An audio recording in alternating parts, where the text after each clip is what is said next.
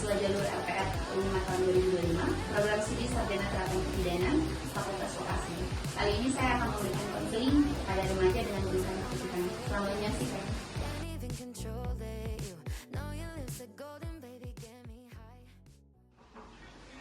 Waalaikumsalam. Silakan masuk. Masuk, sayang. Kita timbang dulu berat badannya sini, sayang. Timbang dulu ya. Oke, di sini duduk dulu, kita cancel dulu. Bentar ya.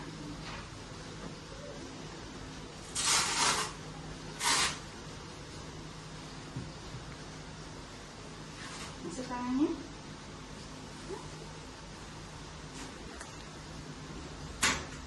Sip. Udah lurus tangannya ya.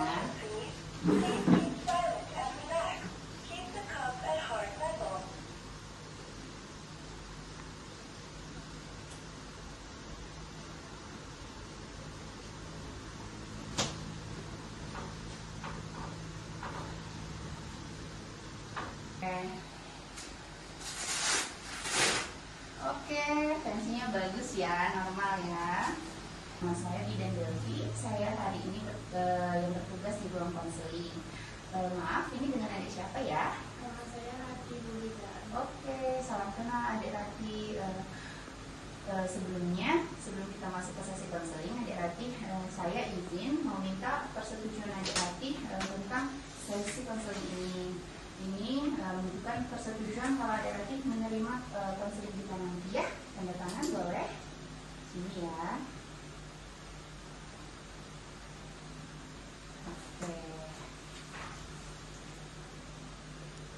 Oke, adik Rati. Di sini kamu nggak usah takut, nggak usah malu, boleh bercerita secara buka-bukaan aja, bebas. Insya Allah ini menjadi rahasia kita berdua. Ada yang bisa saya bantu, adik Rati? Ya, Bu Bidan, saya yang bercerita. Saya agak cemas akhir-akhir ini. Cemas karena apa kalau boleh tahu?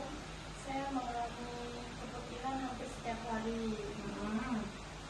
Saya takut itu penyakit. Oke, dari kapan adik udah ngerasain kepikiran? Kalau nggak salah sudah 2 minggu ini, Bu Bidan. Oh, udah 2 minggu ya. Ada bau atau ada nyeri atau gatal nggak yang dirasain? Tidak ada bau dan tidak ada nyeri, Bu Bidan. Cuma agak becek di celana dalam dan membuat tidak nyaman. Oh ya, jadi nggak nyaman banget ya pasti ya. Jadi diulang ya adik Rati, tadi adik Ratinya udah kepikirannya udah hampir 2 mingguan, terus juga nggak berbau, nggak ada warna dan nggak gatal juga, nggak ada nyeri ya intinya. Bulan ini udah menstruasi belum ada? Belum, Bu Bidan, biasanya saya tanggal 11-an ini juga. Oh, menstruasinya ya, oke. Adik Rati, sebagai alat bantu kita dalam sesi konseling ini, saya izin memperkenalkan ini adalah slide tentang keputihan. Jadi keputihan itu merupakan keluarnya cairan dari dalam vagina. Jadi keputihan itu ada 2 jenis gitu ya. Keputihan yang normal dan keputihan yang tidak normal. Keputihan yang normal itu dia biasanya terjadi mau dekat-dekat menstruasi atau setelah masa menstruasi biasanya.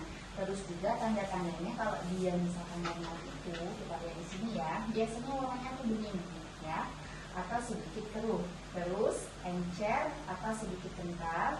Cairan keputihannya itu tidak berbau. Nah tadi yang berdasarkan adik Rati bilang dari keluhan yang adik Rati rasakan itu masuk dalam kategori yang keputihan yang normal. Sedangkan yang nggak normal di mana? Nah keputihan yang nggak normal itu dia biasanya lendirnya itu banyak, terus juga berwarnanya itu dari kuning sampai kehijauan, kadang juga ada gatal, ada nyeri-nyeri. Nah itu adalah tanda-tanda yang tidak normal. Biasanya itu disertai sama iritasi dari keputihan yang tidak normal itu. Itulah, Bu Bidan. Berarti keputihan yang saya alami ini normal ya?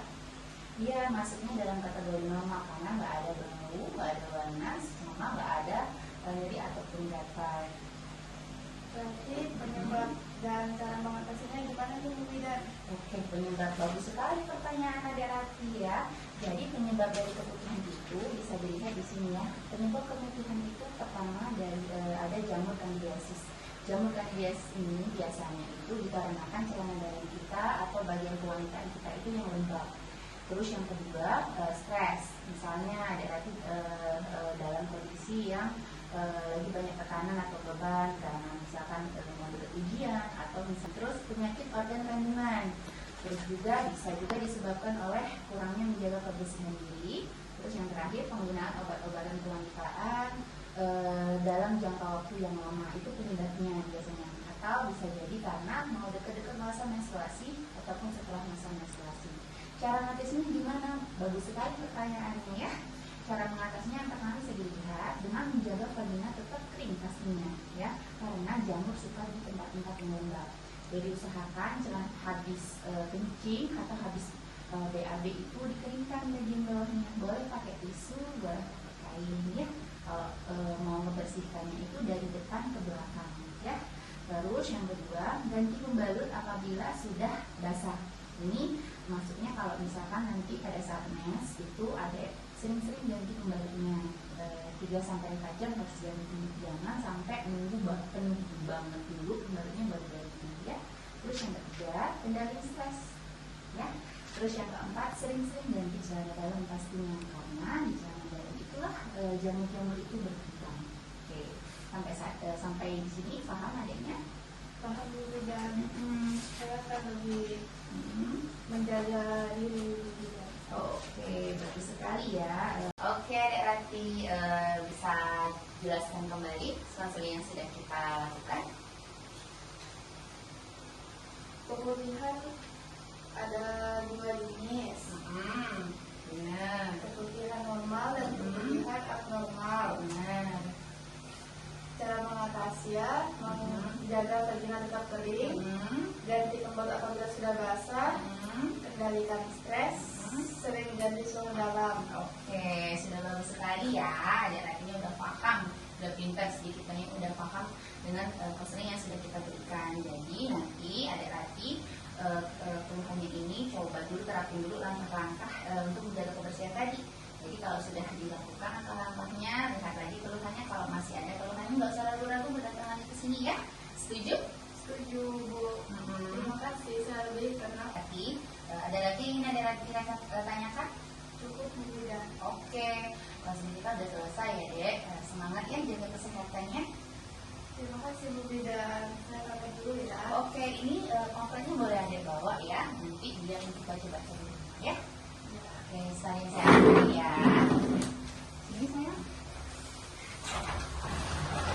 Oke, di jalan ya.